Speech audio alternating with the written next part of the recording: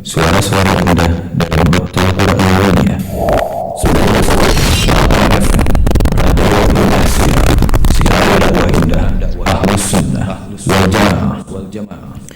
Baiklah, dimanapun Anda berada, saat ini kita akan ikuti bersama live kajian dari kitab Fathul Majid disampaikan oleh Allah Subhanahu wa taala as-Sa'ad hafizahullah taala. Lalu keluarkan Ustaz barakallahu fikum.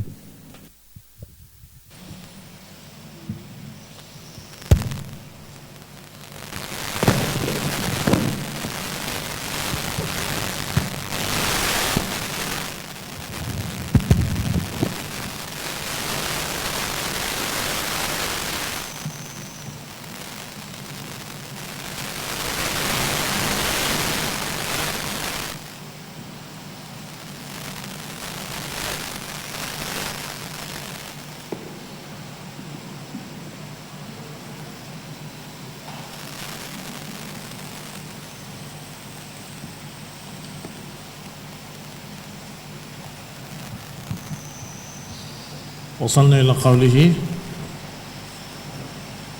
تنزيل من رب العالمين. نعم. طيب، بسم الله. السلام عليكم ورحمة الله وبركاته. إن الحمد لله نحمده ونستعينه ونستغفره ونعوذ بالله من شرور أنفسنا ومن سيئات أعمالنا، من يهده الله فلا مضل له ومن يضلل فلا هادي له، وأشهد أن لا إله إلا الله وحده لا شريك له، وأشهد أن محمدا عبده ورسوله صلى الله عليه وعلى آله وأصحابه والتابعين وتابع التابعين ومن تبعهم بإحسان إلى يوم الدين. أما بعد، قال رحمه الله وقوله تنزيل من رب العالمين. قال ابن كثير أي هذا القرآن منزل من الله رب العالمين.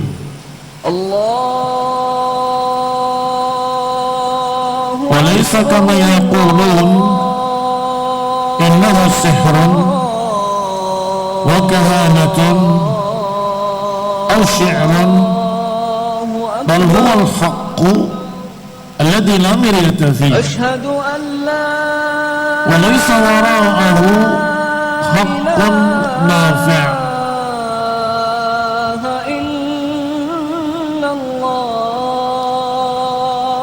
Ucapan di dalam ayat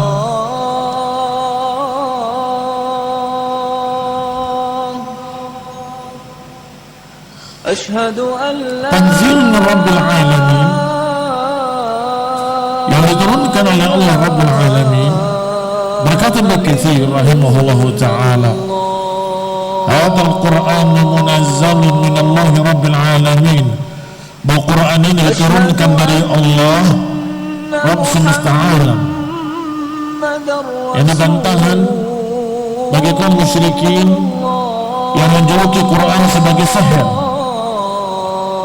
yang menjuluki Quran sebagai ucapan-ucapan dukun, atau yang menjuluki Quran sebagai syair-syair. Bahwa haqqu, bahkan Al-Quran ini adalah kebenaran yang tidak ada keraguan padanya, dan tidak ada di balik itu kebenaran yang bermanfaat. Artinya selain Quran ini tidak ada. Faedah lainnya, annahu kalam Allah takallama bih, bahwa ini benar-benar ucapan Allah yang Allah berbicara dengannya.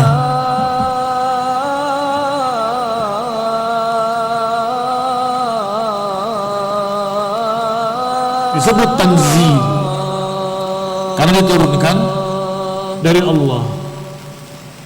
Mimman min Rabbil Alamin.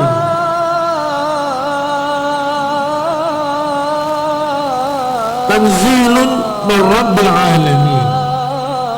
Ayat Al-Quran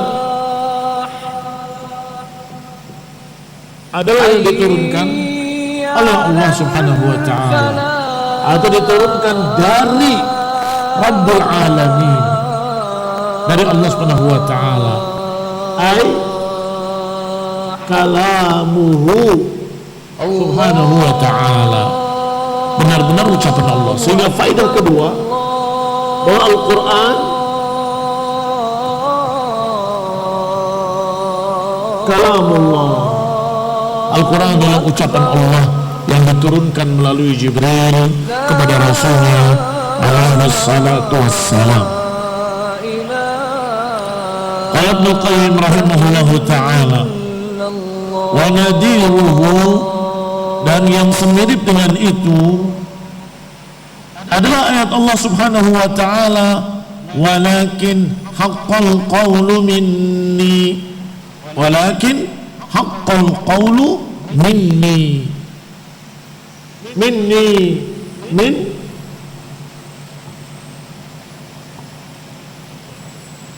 dhamir mutakallim mufrad, minni dariku. Baik, ini min Rabbil Alamin, dari Rabbul Alamin.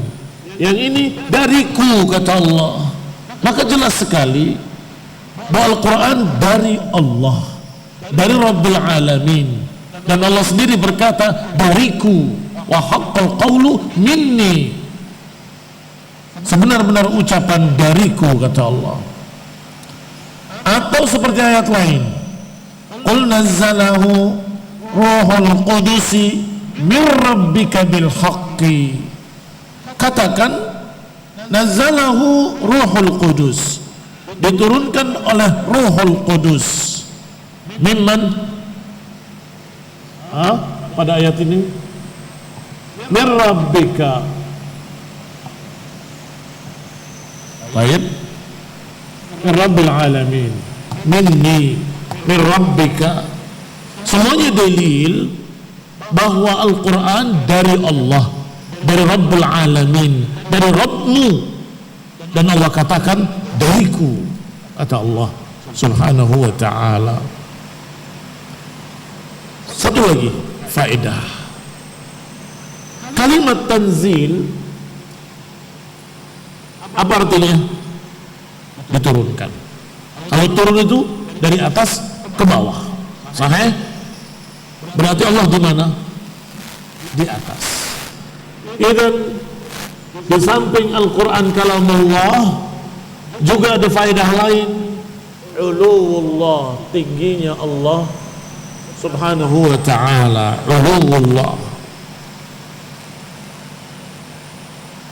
isbatu, huwa isbatu uluwillahi ta'ala ala khalqih. Faedah berikutnya adalah penetapan tingginya Allah di atas seluruh makhluknya.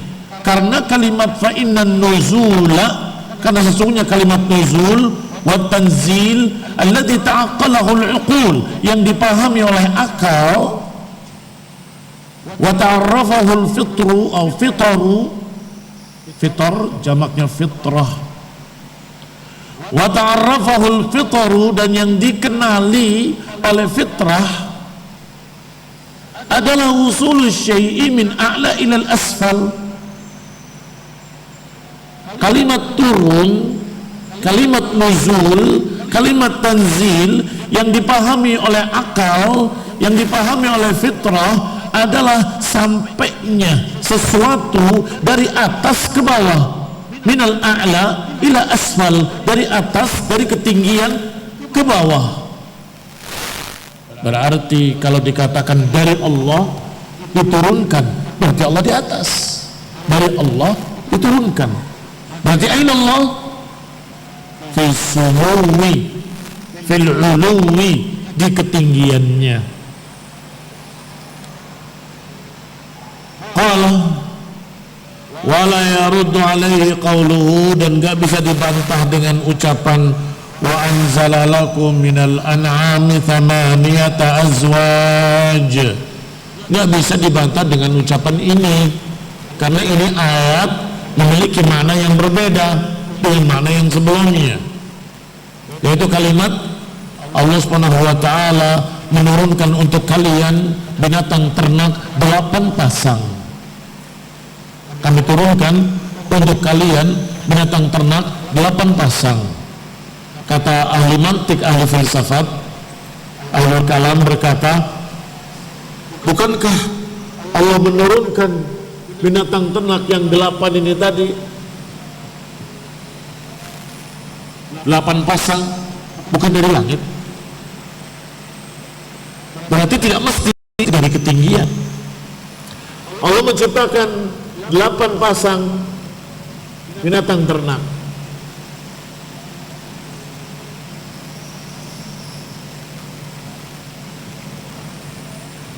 Apa itu? Binatang ternak bukan? Hah? Barakallahu fiikum. Yang ini, yang kaki 2, yang kaki 4, atau yang lainnya. Ini kaki 4. Yang ini bukan binatang ternak. Yang ini bukan binatang ternak. Ini kucing. Binatang ternak adalah yang boleh dimakan dagingnya. Baik. Kalau yang begini bukan. Ala kulli hal, mereka membantah kalimat nggak mesti turun itu dari atas, mulai membohongi dirinya sendiri. Iya kan? Orang semua tahunya turun itu dari atas ke bawah. Kata mereka tidak mesti turun itu dari atas ke bawah. Allah menyatakan bahwasanya Allah menurunkan binatang ternak 8 pasang. Apakah Allah turunkan dari langit? Pluk pluk pluk pluk, berjatuhan sapi, kerbau, unta. Oh, enggak, dari bawah.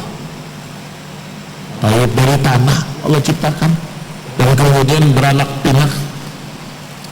Kafal jawab, nggak bisa ini jadikan bantahan buat yang tadi, nggak bisa. Mengapa? Karena ini pun ada makna turunnya, yaitu Allah Subhanahu wa ta'ala perintahkan dari atas sana, kun, jadilah sapi, maka jadilah sapi di bumi.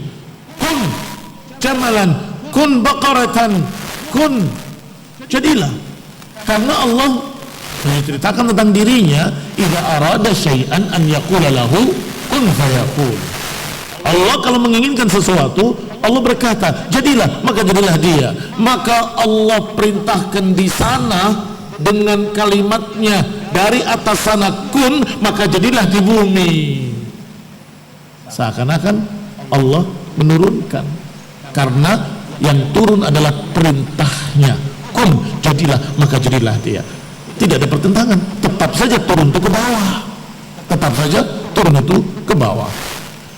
Lihat kalimat beliau, li'anna naqulu, karena kita berkata, innalladzi anzalaha fawqa samawatihi, karena yang menciptakannya, yang menurunkannya adalah Allah, dan Allah di atas langit-langitnya.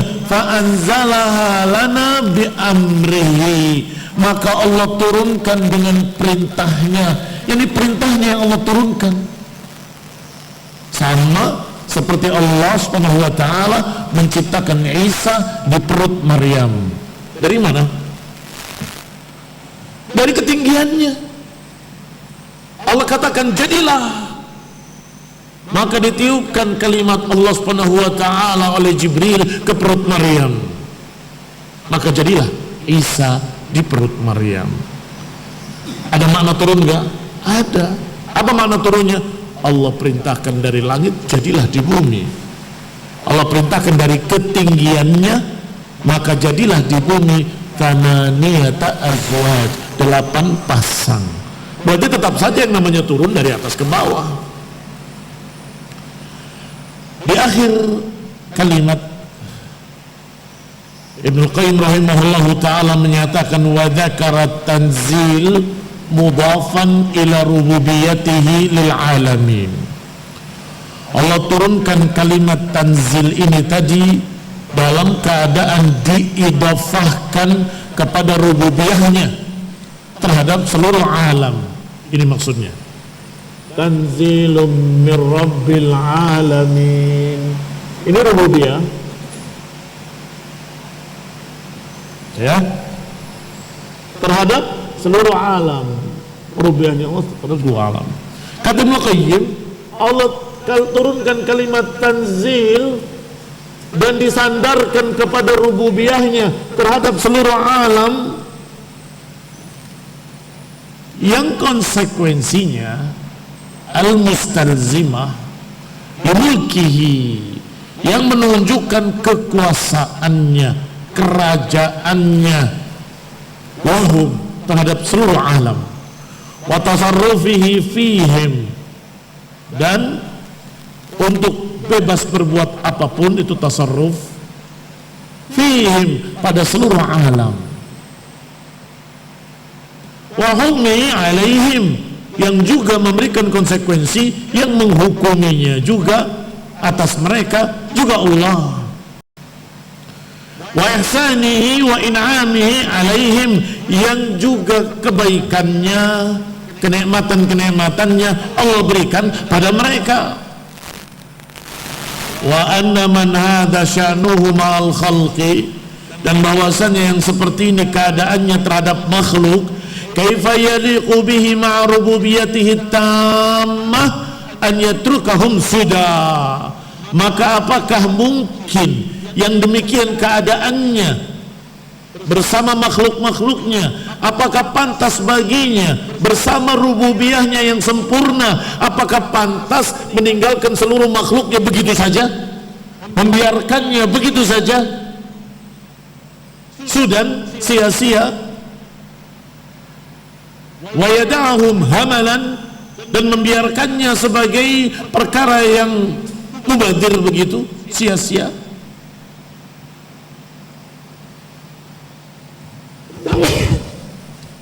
Wa yakhluquhum abatha, dan menciptakannya dalam keadaan kosong, tidak bermanfaat, tidak mungkin. Perhatikan apa yang dimaksud oleh Ibnu Qayyim rahimahullahu ta'ala.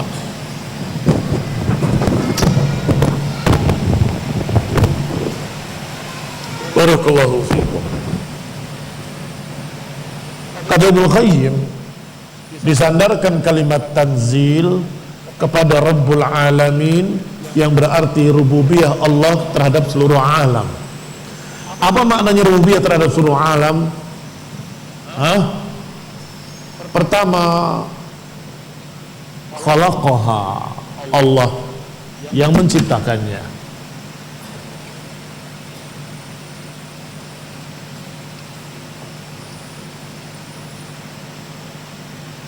Wallahu dabbaraha, hanya kembali kepada alamin.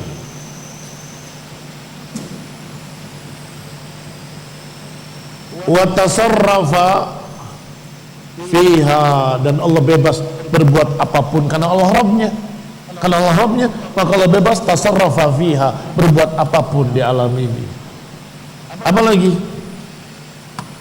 Disebutkan oleh Ibnu Qayyim rahimahullahu ta'ala, karena makna Rabbul Alamin disebutkan bahwasanya dialah Allah yang berbuat padanya, wa hakamahu alaihim, menghukuminya, hakamaha, apa lagi?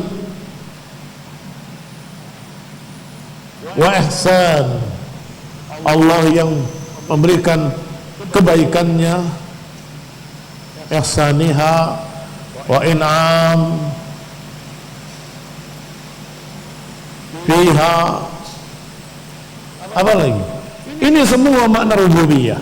Taib, kata Ibnu Qayyim rahimahullah, mengapa tanzilun, bahwa Quran itu diturunkan tidak hanya kalimatnya diturunkan Allah titik, enggak, tapi menyebut Allah dengan apa? Dengan rububiyahnya. Diturunkan oleh yang memiliki, yang mengatur seluruh alam, yang berbuat padanya, yang menghukuminya, yang memberikan kenikmatan padanya, yang memberikan kebaikan kepadanya, yang mengatur seluruhnya, yang memilikinya. Malakaha, benar, yang memiliki, yang menciptakan, yang mengatur, yang berbuat, yang menghukumi, yang memberikan kebaikan. Apakah mungkin apakah yaliqu bihi, apakah pantas baginya yang memiliki sekian rububiyah dan sifat-sifat yang terkandung di dalamnya, apakah mungkin an yatrukahu sudah, apakah mungkin akan meninggalkannya begitu saja sia-sia, habis diciptakan selesai begitu. Nggak ada aturan, nggak ada perintah, nggak ada larangan, nggak ada hukum, nggak mungkin, mustahil. Oleh karena itu Al-Quran tadi diturunkan oleh Allah Subhanahu wa Ta'ala yang memiliki seluruh alam ini, yang mengaturnya. Pasti Allah Subhanahu wa Ta'ala akan memberikan bimbingan, pasti Allah akan memberikan apa? Perintah dan larangan, syariat kepada makhluk-makhluk yang bernama manusia dan jin. Rahmatan, sebagai ini yang terkandung dalam ayat Allah, ahsabul insanu an yutraka suda. Apakah manusia akan dibiarkan tanpa ada perintah, tanpa ada larangan? Apakah manusia mengira bahwa Allah akan membiarkan mereka begitu saja sudan, sia-sia? Ahsabul insan an yutraka suda. Apakah manusia mengira akan dibiarkan sia-sia? Tidak mungkin.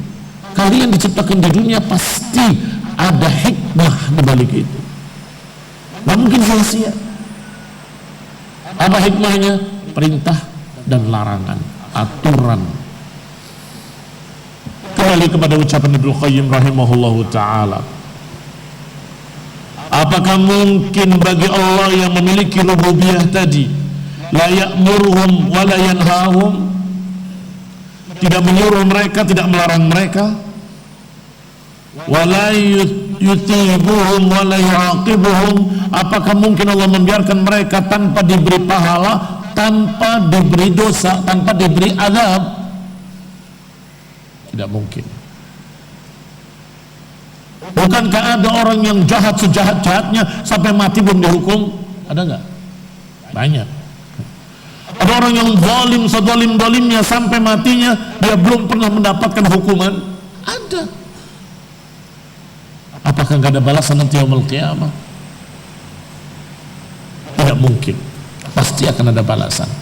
Sebaliknya, bukankah ada orang yang berhak tapi haknya dirampas, didolimi, disakiti, dan berakhir dengan dibunuh?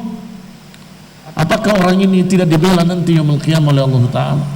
Tidak mungkin. Allah yang merupakan Rabbul Alamin, pemilik alam semesta, pengatur alam semesta, tidak mungkin akan membiarkan kezaliman begitu saja tanpa ada balasan. Tidak mungkin membiarkan orang-orang baik tanpa diberikan kebaikan.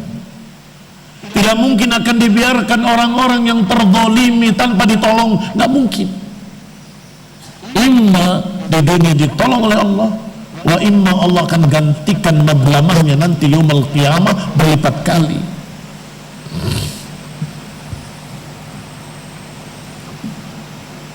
Berkata lagi Ibnu Qayyim, faman aqarra bi annahu rabbul alamin, siapa yang menetapkan bahwa Allah adalah Rabbul Alamin, aqarra bi anna al-Qur'ana tanziluhu ala rasulih, maka dia akan menetapkan pula bahwa Quran itu diturunkan oleh Rabbul Alamin atas Rasulnya.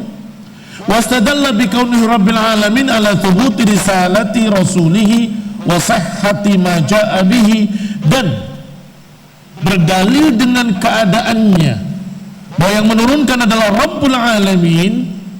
Dengan itu kita bisa menetapkan bahwa beliau benar-benar Rasul. Mengapa? Membuktikan bahwa beliau alaihi salatu wassalam benar-benar Rasul. Ini tanzil. Al-Quran dijuluki tanzil. Diturunkan pada siapa? Pada Rasul. Diturunkan pada Rasul. Baik. Dari siapa? Dari Rabbul Alamin. Maka diterimanya Al-Quran oleh Rasulullah SAW dalil bahwa beliau adalah utusan Rabbul Alamin. Bukti bahwa Rasul adalah diutus oleh Allah, mendapatkan wahyu dari Allah, benar-benar Nabi yang dipilih oleh Allah. Dan itu dalil yang lebih kuat daripada dalil-dalil mukjizat. Perhatikan kalimat berikutnya. Wa hadzal istidlal aqwa wa ashraf min istidlal bil mu'jizati wal khawariq.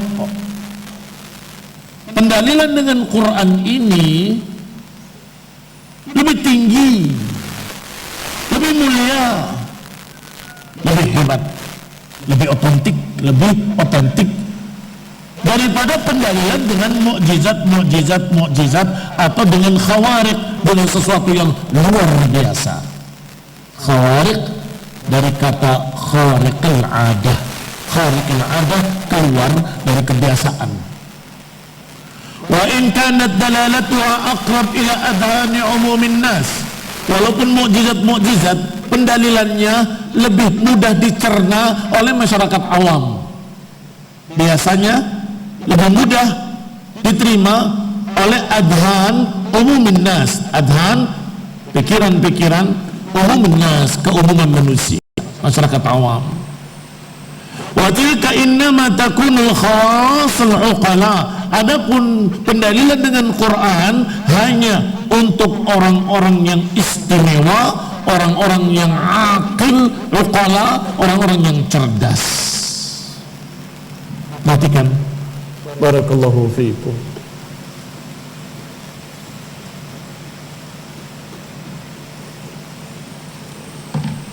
Ketika Fir'aun berhadapan dengan Nabi Musa alaihi salam, Fir'aun mempertanya, kenapa betul engkau adalah utusan Rabbul Alamin?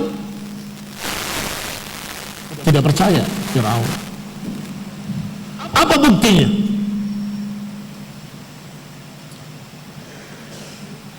Musa alaihi salam menunjukkan buktinya. Apa itu? Tongkatnya dilempar jadi ular, tangannya masukkan ke tiaknya, kemudian bercahaya terang benderang. Dan saat itu memang orang-orang melihat adanya sihir dan tukang sihir, tapi melihat apa yang ada pada Musa, tukang sihir saja heran. Ini bukan sihir, beda dengan yang kami pelajari. Beda dengan yang kami pelajari. Tetapi Fir'aun menyatakan, majita bihi sihir, apa yang kamu datangkan ini sihir. Ayo kita adu dengan sihirnya tukang-tukang sihir kami. Maka disepakatilah tempat dan waktunya mereka berkumpul.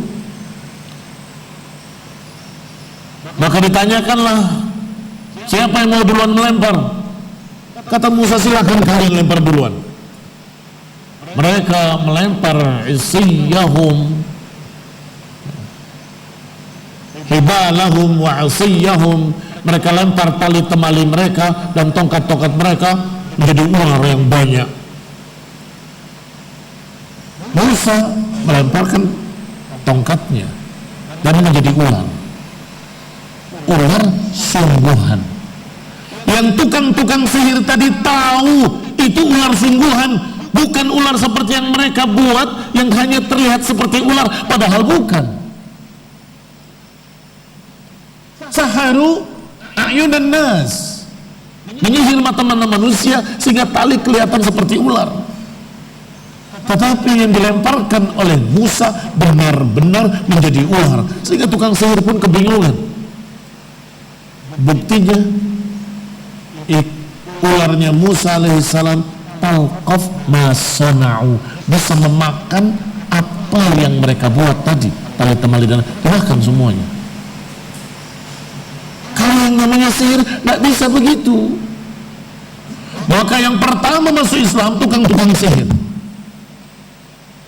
Amanna bi Rabbi Musa wa Harun, kami percaya, kami beriman kepada Rabbnya Musa. Tukang sihir. Baik, berarti dari kisah ini pendalilan kenabian dengan apa? Dengan mukjizat, istidlal.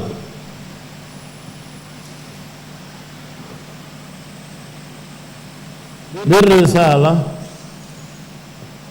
pendalilan dengan atau pendalilan dalam membuktikan kerasulan adalah dengan mukjizat. Mukjizat.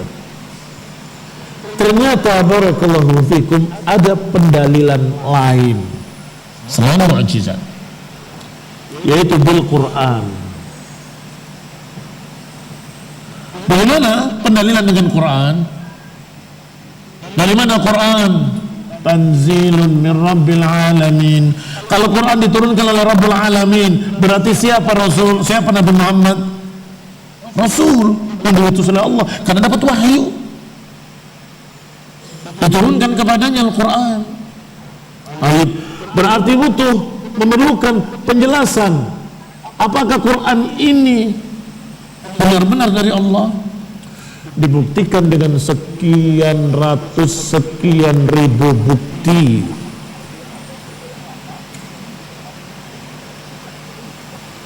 Yang mengalahkan mukjizat. Mukjizat itu luar biasa kan?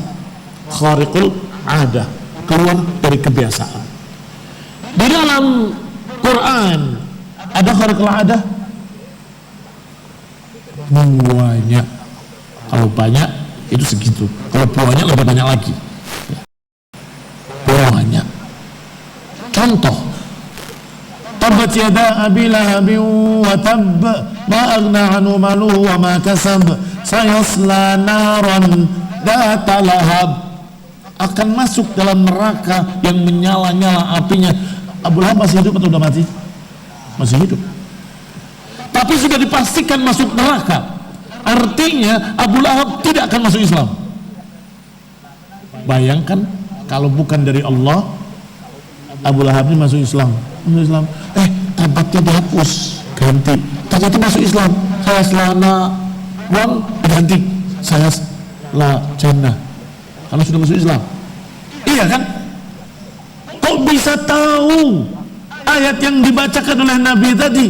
Saya selanaran data lahab, bahwa Abu Lahab gak akan masuk Islam sampai matinya. Luar biasa. Khariqul ada. Baik, para sahabat masih di perjalanan dari Mekah pulang dari Hudaybiyah ke Madinah. Sudah turun wahyu.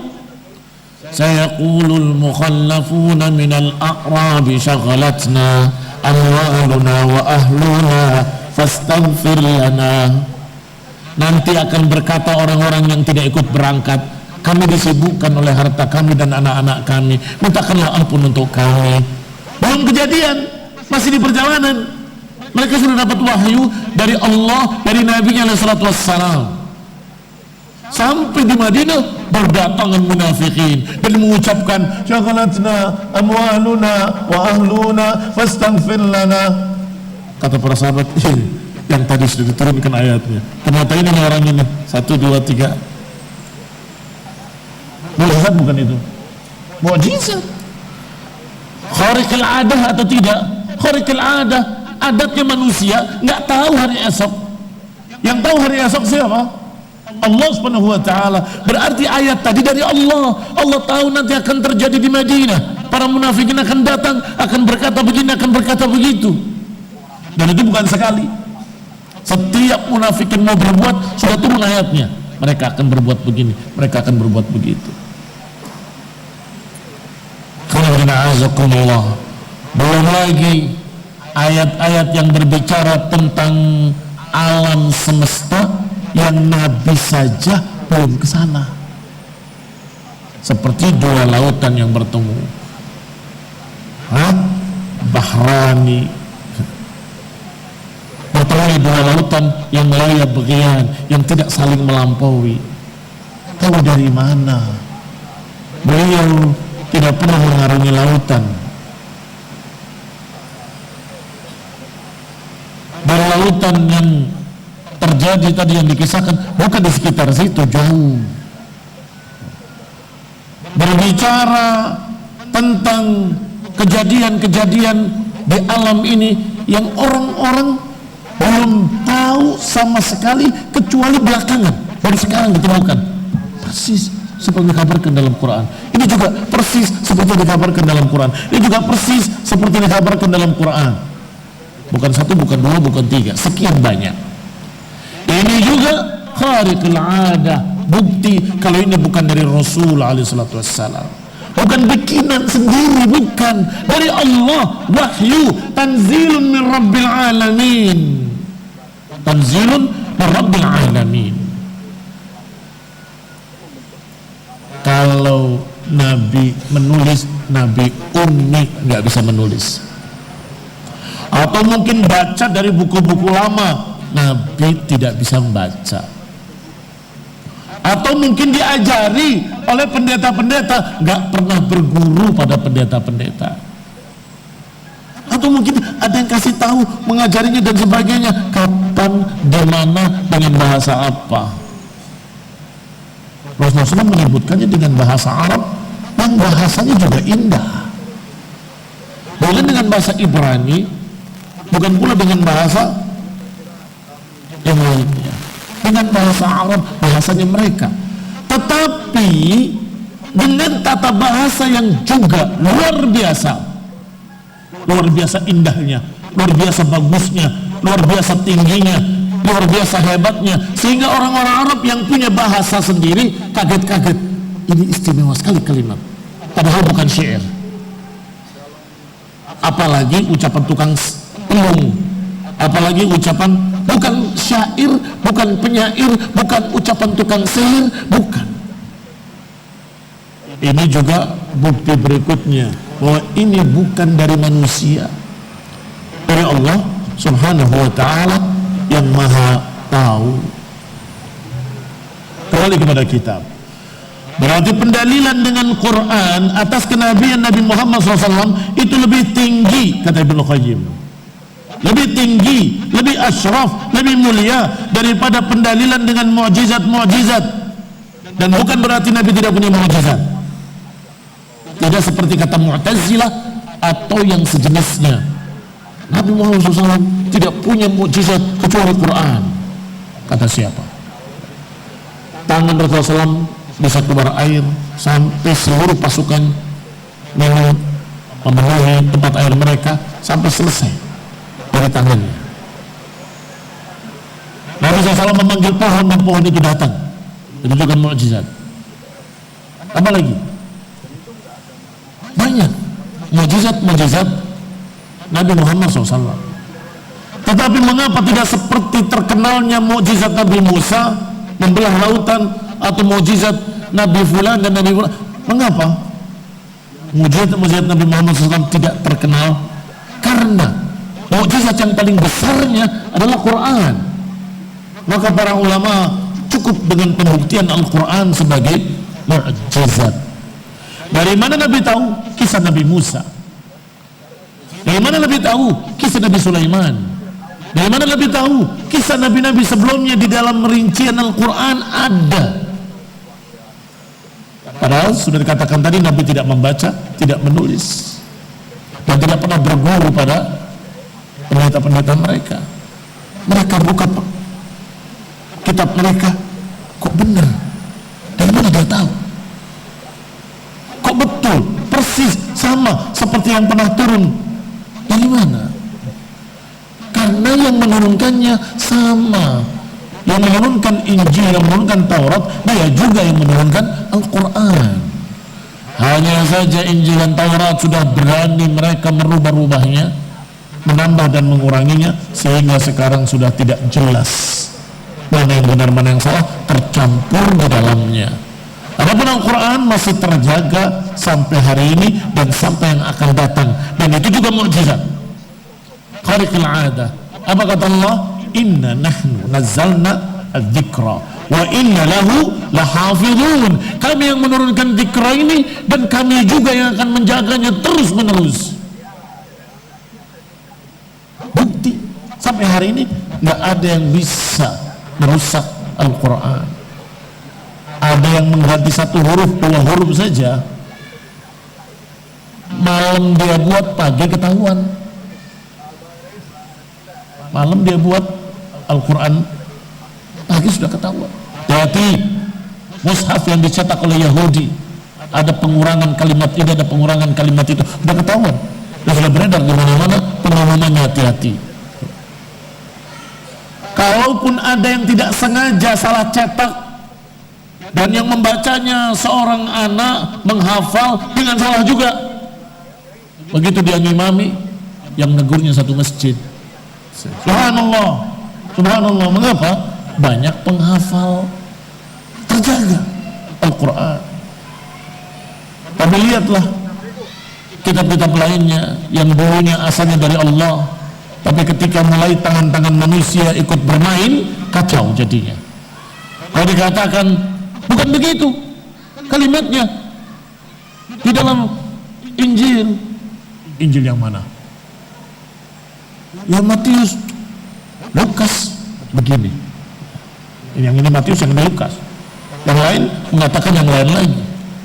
Oh, tidak bisa. Dalam Injil ini ada. Sehingga terjadilah kekacauan di tengah-tengah mereka karena sudah tidak lagi ada yang terjaga.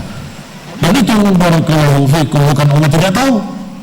Allah tahu akan terjadi begitu, maka Allah utus Nabi terakhir, Allah turunkan kitab terakhir, dan Allah janji akan menjaganya sampai akhir masa. Inna nahnu nazzalna dzikra wa inna lahu lahafizun. Di akhir ayatnya, akhir ayat di surat Al-Waqi'ah, fala uqsimu bimawaqi'in nujum wa innahu laqasamun la ta'lamuna 'azim innahu laqur'anun karim fi kitabin maknun la yamassuhu illa al-mutahharun tanzilun min rabbil alamin. Setelah itu Allah katakan, afa bihadzal hadithi antum mudhinun. Apakah dengan berita ini kalian masih mau berbasa-basi, mau bermudahana? Wa taj'aluna rizqakum annakum tukadzibun.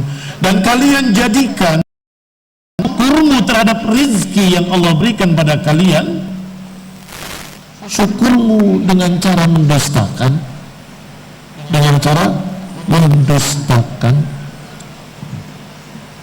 Perhatikan syarahnya, afa bihadzal hadisi antum mudhinun, ay kata Mujahid, turiduna an tumali'uhum, apakah kalian ingin berbasa-basi dengan mereka?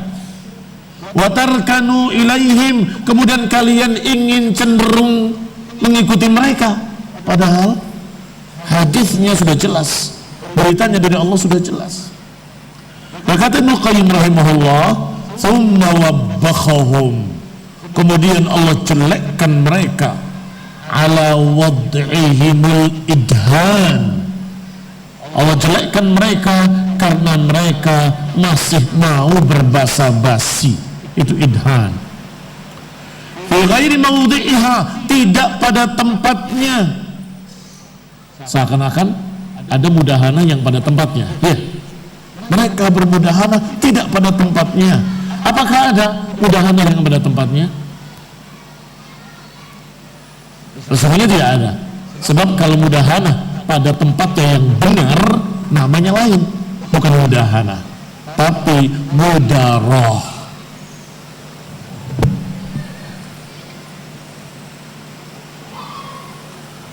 Mudahana, barakallahu fikum, adalah ingin dekat dengan orang-orang kafir dengan mengorbankan agama, berbasa-basi dengan orang di luar Islam dengan mengorbankan agama. Itu mudahana. Kalau mudaroh,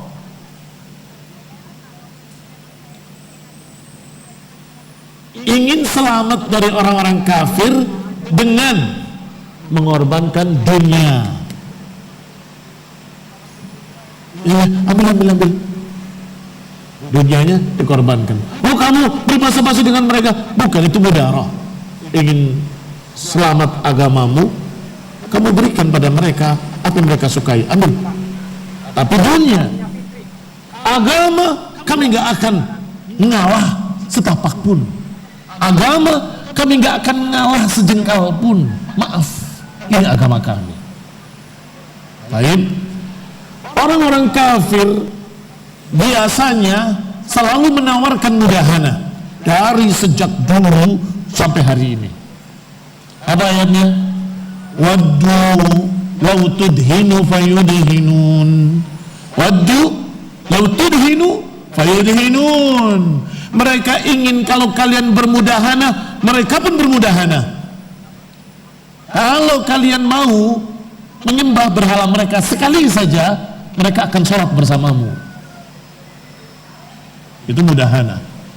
Jadi mereka ingin kita ngalah, mengikuti agama mereka sedikit aja. Nanti mereka juga akan mengikuti agama kalian sedikit. Ini mudahana yang dilarang, haram. Dan dalam ayat ini dikatakan afa bihadzal hadithi antum mudhinun. Apakah dengan berita yang pasti ini, dengan berita yang meyakinkan ini, kalian masih mau berbasa-basi? Kalian masih mau bermudahana? Mudhinun. Waddu law tudhinu fayudhinun. Memang mereka selalu ingin meminta, memohon, merengek, menipu agar kalian mau bermudahana, agar kalian mau mengalah. Nanti mereka juga mengalah. Akhirnya terbentuklah satu agama yang merupakan agama oposan. Kenapa? Kalau digabung, kamu ngalah ini, nanti saya ngalah itu. Kamu ngalah yang sini, nanti ngalah yang situ. Terus mendekat sampai kemudian jadi agama yang satu.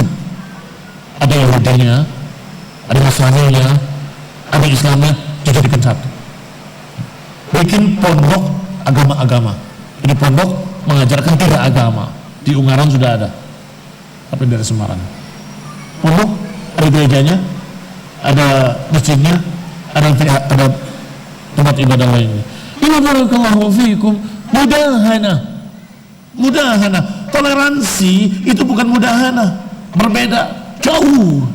Toleransi itu lakum dinukum waliyadin. Bagi kalian agama kalian, bagi kami agama kami.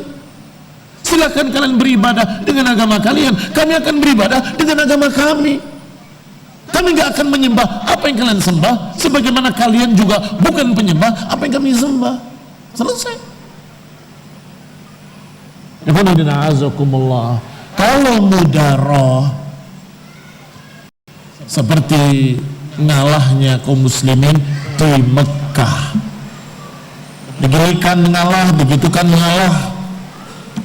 Mengapa? Karena yang korban adalah dunia, bukan agama.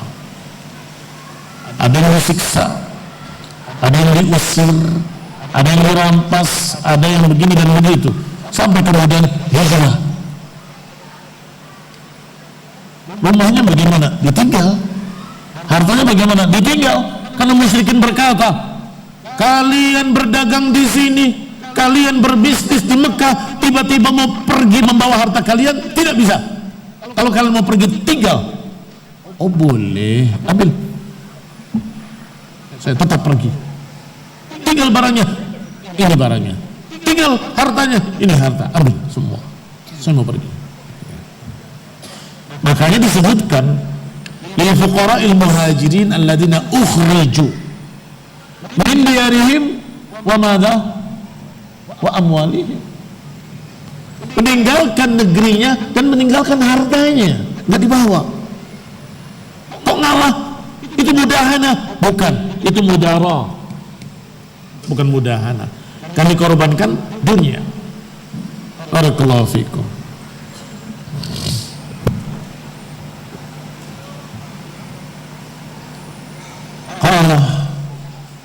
Kata Ibnu Qayyim, yang seharusnya fima haqquhu an yustra'.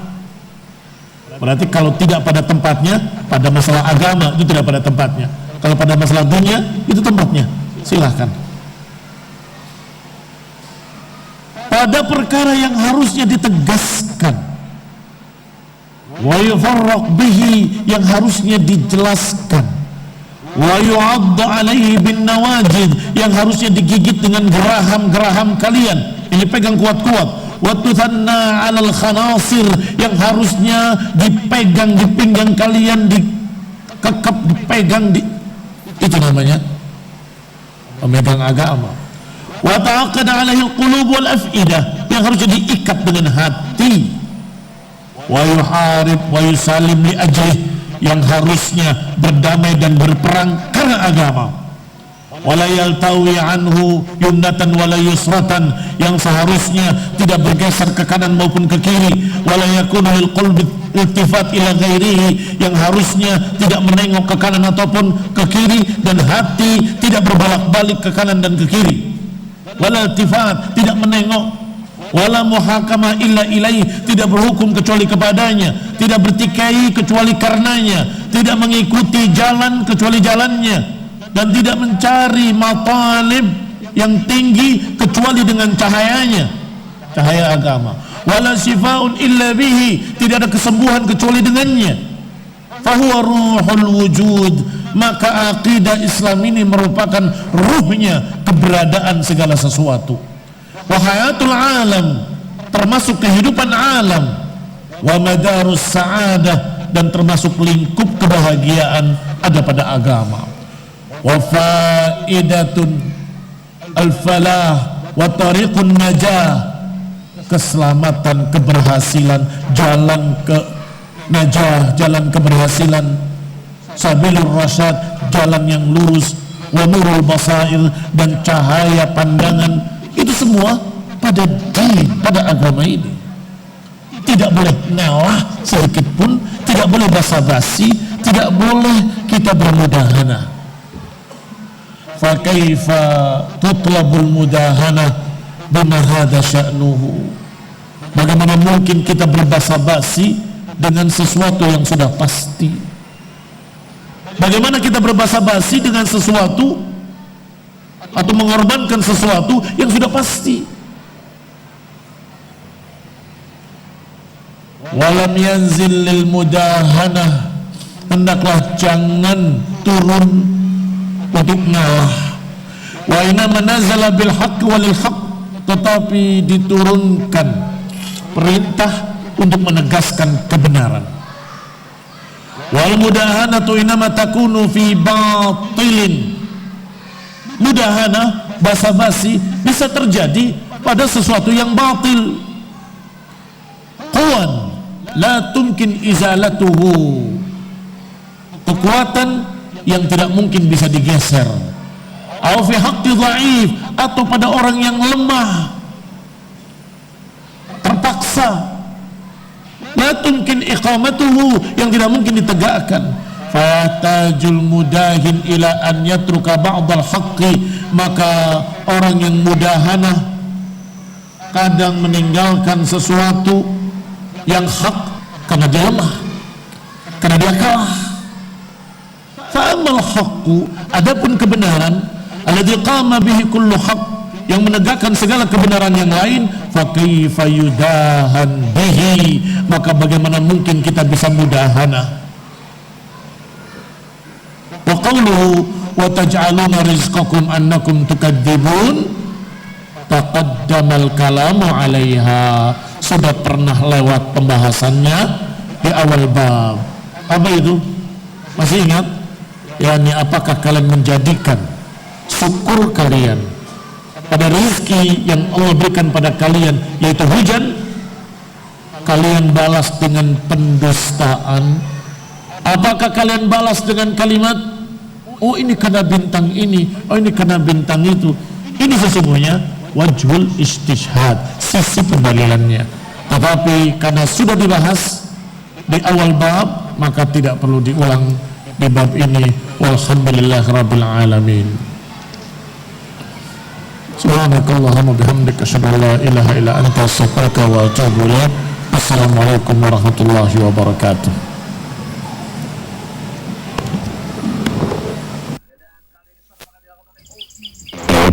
Indah siap mendengarkan dakwah Islam dengan mudah, menunjukkan suara-suara indah dalam betul Qur'annya. Sudah FM, Radio Indonesia, siaran dakwah indah Ahlus Sunnah wal Jamaah.